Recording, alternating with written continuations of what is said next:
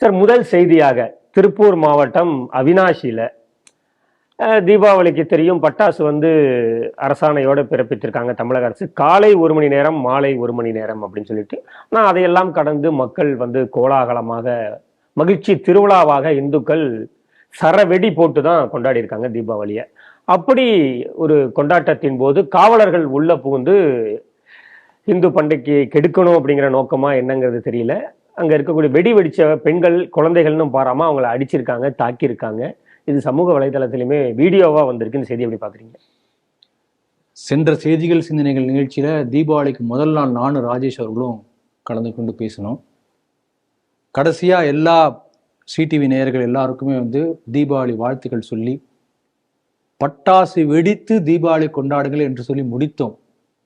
முடித்த இடத்துல இந்த இன்றைய செய்தி சிந்தனைகள் தொடர்கிறது. ஆகவே பட்டாசு வெடித்தது ஒரு குற்றம். அப்ப நீங்க சொல்லிதான் அவங்க அந்த மாதிரி கொண்டாடி இருக்காங்க. அதுக்கு நீங்க ஒரு காரணம் அடுத்த சட்டம் என் மீது பாயமா? பரவாயில்ல, நீங்களே எடுத்து கொடுப்பீங்க போல் இருக்க.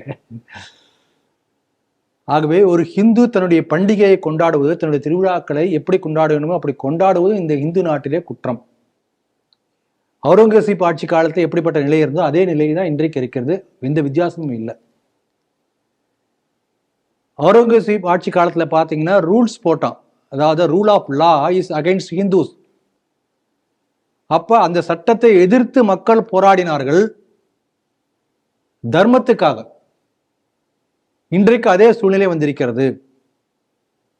இது ஒரு பக்கம். இன்னொரு பக்கம் பாருங்க, பள்ளிக்கூடங்கள்ல கல்லூரிகள்ல படிக்கக்கூடிய மாணவர்கள் மாணவிகளுக்கு மத்தியில பட்டாசு வெடிப்பதே தப்பு என்பது போன்ற அது என்னதுன்னா சுற்றுச்சூழலுக்கு ஆபத்து. நேர்த்திக்கு ஒரு பையன் எங்க வீட்டுக்கு வந்திருந்தார், பட்டாசு வெடிக்காம ஒதுங்கி இருந்தான். என்னப்பா கேட்டா, இல்ல புத்தகத்துல வருது அந்த மாதிரி. அப்ப எந்த அளவுக்கு ஆழமா போயிருக்கு பாருங்க. இப்படிப்பட்ட பிரச்சாரத்தை எல்லாம் தாண்டி அவினாசி வாழ் இந்துக்களை விட்டுக்கிறோம் பல இடங்களில் கொண்டாடி இருக்கிறார்கள். அவர்களுக்கு வாழ்த்துக்கள். இவங்களுக்கெல்லாம் பாருங்க, கிறிஸ்துமஸ் அன்னைக்கு வெட்டக்கூடிய அந்த அந்த மரம் வைப்பாங்களே, கிறிஸ்துமஸ் மரம். உலகம் முழுக்க அந்த கிறிஸ்துமஸ் மரம் வெட்டப்படுவதால் ஏற்படக்கூடிய இந்த ஆக்சிஜன் இழப்பு, அதுக்கு கவுண்டரா போடும்போது CO2 எந்த அளவுக்கு அதிகமாகும் அது பார்த்தோம்னா பட்டாசு வெடிக்கிறதை விட அதிகம். கேண்டில் ஏற்றுவதால் வரக்கூடிய CO2 எமிஷன் பட்டாசு வெடிப்பதை விட அதிகம், நிச்சயமா அதிகம். இந்த உக்ரைன் வார் 1 வருஷமா 2 வருஷம் நடந்தது இல்லையா? 2022 நடக்குது, 3 வருஷம். அதில் போடப்பட்ட குண்டுகளினால் ஏற்பட்ட CO2 எமிஷன் பார்த்தோம்னா தீபாவளி பட்டாசு வெடிப்பை விட பல மடங்கு அதிகம். தினசரி வரக்கூடிய அந்த train, car, bus, transport, smoking அதில் வரக்கூடிய CO2 எமிஷன் இந்த பட்டாசை போட பல மடங்கு அதிகம். நீங்க பார்த்தீங்கன்னா தெர்மல் பவர் ஸ்டேஷன், பெரிய ஃபேக்டரிஸ், அதில் வரக்கூடிய CO2 எமிஷன் இதை விட பல மடங்கு அதிகம். ஆனால் இவற்றால் வராத இந்த காற்று மாசு ஏதோ ஒரு கொஞ்ச நேரம் தீபாவளின்னு கொஞ்ச நேரம் ஒளி மாசு, காற்று மாசுலாம் அதனால இருக்குது என்பதை போன்ற பிரச்சாரம் இந்த அளவுக்கு பரவலா போயிருக்கு. பிரச்சாரத்துல அவங்க ஜெயிச்சிருக்காங்கன்னு நம்ம சொல்லணும். ஆகவே இந்துக்கள் கோலாகலமாக நாடு முழுக்க கொண்டாடக்கூடிய தீபாவளி என்கின்ற அந்த விழா கொண்டாட்டத்தை அந்த ஜோர் என்று சொல்வார்கள், அந்த ஜோஸ் என்று சொல்வார்கள்.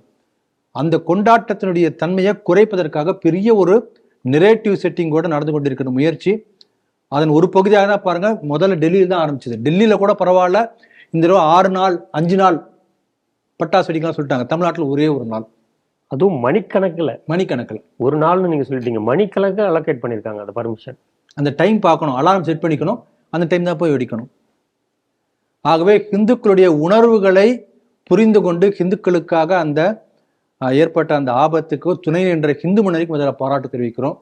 அவினாசி இந்துக்களுக்கு ஏற்பட்ட அப்படிப்பட்ட ஆபத்தை நமக்கு சொல்லி இருக்கிற இந்து முன்னணிக்கு வணக்கங்களும் வாழ்த்துக்களும். இதுல பாருங்க, நம்மளுடைய கேள்வி என்னன்னா, அந்த 1 மணி நேரம் என்பது இட்ஸ் ரூல் ஆஃப் லா. அதுக்கு மேல வெடிக்கூடாது, அதுக்கு முன்னாடி வெடிக்கூடாது, பின்னாடி வெடிக்கூடாது. சட்டத்தை மதிக்கணும். சட்டம் தன் கடமையை செய்யும். யார் சட்டத்தை மீறுகிறார்களோ அவர்களை போய் அடிப்பாங்க, தண்டிப்பாங்க, தண்டனை கொடுப்பார்கள். சரி, இப்ப சுப்ரீம் கோர்ட்ல என்ன ஆர்டர் போட்டு கிட்டத்தட்ட 20 வருஷத்துக்கு மேல ஆயாச்சு. கூம்புவோட ஒளி ஸ்பீக்கர், கூம்பு வடிவ அந்த ஹார்ன் ஸ்பீக் சொல்லுவாங்க இல்லையா, அது வைக்கக்கூடாது வெளியில, பொது வெளியில என்று சொல்லி அதுக்கு தடை உத்தரவு போட்டிருக்காங்க. அந்த உத்தரவு போட்டு இத்தனை ஆண்டுகள் ஆன பிறகு கூட எல்லா மசூதிலையும் அந்த ஹார்ன்ஸ் இருக்கு. கூம்போடி ஒளிபெருக்கி இருக்கிறது.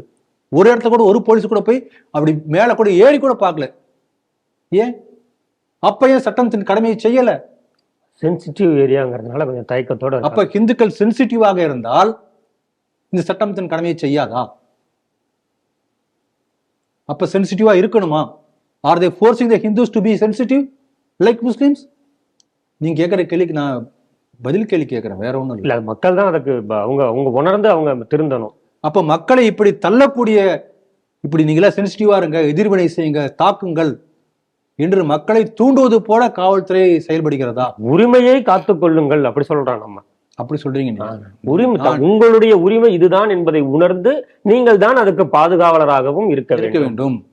அப்ப ஹிந்துக்களை தாங்களே தங்களை தற்காத்துக் கொள்ள வேண்டுமே தவிர காவல்துறையோ அரசோ நீதிமன்றமோ உங்களுக்கு எந்த உதவியும் செய்யாது அப்படின்னு நீங்க சொல்ல வர்றீங்க. அப்படி பொருள் எடுத்துக்கிறவங்க எடுத்துக்கலாம். அப்படி இதே பாருங்க, நியூ இயர்ல இதே போல கொண்டாட்டம். பக்ரீத்துக்கு ரோட்லாம் ஆடு வெட்டக்கூடாது, மாடு வெட்டக்கூடாது. இங்க ஒட்டகத்தை கொண்டு வந்து இந்த மண்ணடி பக்கத்துல வந்து வெட்டுறதுக்கு முயற்சி பண்ணி அப்ப அங்க உள்ள ராஜஸ்தான் ஜெயின்ஸ்ல போய் இந்த ஒட்டகத்தை ரெஸ்கியூ பண்ணி எடுத்துட்டு வந்தாங்க. அனுமதி வாங்கல. நான் சொல்ல 4 வருஷத்துக்கு முன்னாடி பேப்பர்ல செய்தி வந்தது. பொது இடங்கள்ல ஆடுகளை, மாடுகளை, ஒட்டகங்களை பலியிடுவதற்கு முன்னனுமதி இல்லாம பண்ணக்கூடிய வேலை நடந்துட்டு இருக்கு. ஆனா யாரும் இது எனக்கு தெரிஞ்சு கைது பண்ண மாதிரி தெரியல. ஏதோ ஒரு சில இன்சிடென்ட் எச்சரித்து அனுப்பி விடுவார்கள், அப்படிதான் பேப்பர்ல வந்திருக்கும். எச்சரித்து அனுப்புவாங்க. ஏன்னா நீங்க சொல்றபடி சென்சிட்டிவ், என்ன பண்றது? அப்ப சட்டம் வளைந்து கொடுக்கிறதா? சென்சிட்டிவா இருந்தா வளைஞ்சிருமா? அப்ப அதான் சட்டமா? இப்படிப்பட்ட கேள்விகளும் ஒரு பாமரனுக்கு வந்து கொண்டிருக்கிற, அதை நான் கேட்கிறேன்.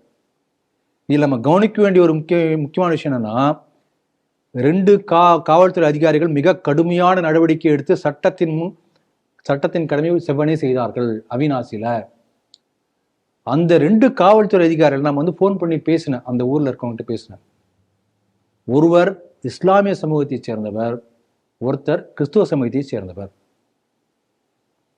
நம்ம என்ன தெரிஞ்சுக்கலாம்னா, காவல்துறையாக இருந்தாலும் சரி, இல்லை எந்த அரசாங்கத்துறை எந்த துறையாக இருந்தாலும் சரி, அந்தந்த துறைகளில் இருக்கக்கூடிய கிறிஸ்துவர்களும் முஸ்லிம்களும் அந்தந்த இடத்துல இருந்து என்ன செய்யணுமோ செய்து கொண்டுதான் இருக்கிறார்கள். அவங்க தங்கள் மத கடமையாற்றுகிறார்கள்னு சொல்றாங்க. அப்படிதான் நான் பார்க்கிறேன். எந்த இடத்துல இது பல முறையும் பல செய்திகளை பார்த்துருக்கோம். செய்திகளுக்கு பின்னாடி அப்படி போய் விசாரிச்சு பார்த்தோம்னா இந்த மாதிரி ஒரு விஷயம் தெரிய வரும். இதுல பாருங்க எந்த அளவுக்கு அவங்க ஷூடா இருக்காங்கன்னா, இப்போ தமிழக காவல்துறைக்கு புதிதாக ஆள் சேர்ப்பு நடக்கிறது என்று நம்ம ஒரு விளம்பரம் ஒரு 2 லைன் செய்தி வந்திருக்கும். அந்த செய்தி வருவதற்கு 6 மாதத்துக்கு முன்பாகவே மஸ்ஜித்ல, ஜமாத்ல, சர்ச்சில் இந்த ஏரியாவில் இந்த மாதிரி இத்தனை கேண்டிடேட் இங்கேருந்து செலக்ட் பண்ணுறாங்க சொல்லிட்டு அதுக்கான ஆளுங்களை ஸ்பாட் அவுட் பண்ணி ட்ரைனிங் கொடுத்து ஒரு இன்ஸ்டிடியூஷனாக செயல்பட்டு அவங்களுக்கு கொண்டு போய் ஆள் சேர்க்கிறாங்க. அப்போ they become loyal to the jamaat and church. சொன்னபடி செய்வான். இதோ ஒரு அக்கேஷன்ல இந்த மாதிரி செய்து கொண்டிருக்கிறார்கள். நம்ம தூங்கிட்டே இருக்கும். இன்னைக்கு நீங்க தமிழ்நாடு பாப்புலேஷன்ல எத்தனை % ஹிந்துஸ், எத்தனை % நான் கம்யூனலா நான் சொல்லலை, ஆனா கம்யூனலா தான் இருக்கு. அதுக்காக சொல்ல வரேன். எத்தனை % முஸ்லீம்ஸ், எத்தனை % கிறிஸ்டியன்ஸ் இருக்காங்க? அந்த பெர்சன்டேஜின் படி போலீஸ் டிபார்ட்மெண்ட்ல இருக்காங்களா? பார்த்தோம்னா ஹிந்து பெர்சன்டேஜோட இந்த மற்ற பெர்சன்டேஜ் அதிகம். எப்படி உள்ள போறாங்க? சாவர்கர் சொல்லுவாரு, இராணுவத்தை ஹிந்து மயமாக்குவோம். அவர் சொன்னபோது அவர் கம்யூனல் சொன்னாங்க, ஆனா அவர் சொன்னது சரி. இப்ப தமிழ்நாட்டையும் சரி மற்ற இடங்கள்லையும் காவல்துறையிலும் ஹிந்துக்கள் இருக்கணும். ஹிந்துக்களுடைய அந்த எண்ணிக்கை பெர்சன்டேஜ் குறைமையானால் அது ஹிந்து சமுதாயத்துக்கே பெரிய ஆபத்து. இவங்க போய் ஹிந்து உணர்வோட இருக்க வேண்டாம். ஒரு ஹிந்து போய் அங்க இருந்தாவே போதும். அவன் நேர்மையா கடமை செஞ்சா போதும். ஹிந்துக்களுக்கு ஃபேவரோட பண்ண வேண்டாம். ஆகவே இந்த ஒரு விழிப்புணர்வும் நம்முடைய ஹிந்து சமுதாயத்தில் உள்ள அமைப்புகளுக்கு வரணும். இந்த மாதிரி செய்யணும். அதனால இப்ப நம்முடைய கேள்வி என்னன்னா, இந்த அதிகாரிகள் மேல் ஏன் இதுவரை எந்த நடவடிக்கையும் எடுக்கவில்லை? இந்த அரசாங்கம் ஆன்டி ஹிந்து ஸ்டாண்ட் என்பதை ஒரு பாலிசியாக வைத்துக் கொண்டிருக்கிறதா? நமக்கு வரக்கூடிய கேள்விகள். அதனால அடுத்த தேர்தல் வரப்போகிறது. திமுகவில் உள்ள ஹிந்துக்கள், சொரணையுள்ள ஹிந்துக்கள் இருப்பாங்கன்னு நினைக்கிறேன். உப்பு போட்டு சுருத்தையும் கூட இந்துக்கள் இருப்பாங்கன்னு நினைக்கிறேன். நீங்க ரீகன்சிடர் பண்ணுங்க. ஒரு நல்ல வாய்ப்பு வருகிறது. ஹிந்துக்களுடைய தன்மானம் காப்பதற்கு நீங்க திமுகவுக்கு ஓட்டு போடாதீங்க, வேற யாருக்கு வேணா ஓட்டு போடுங்க.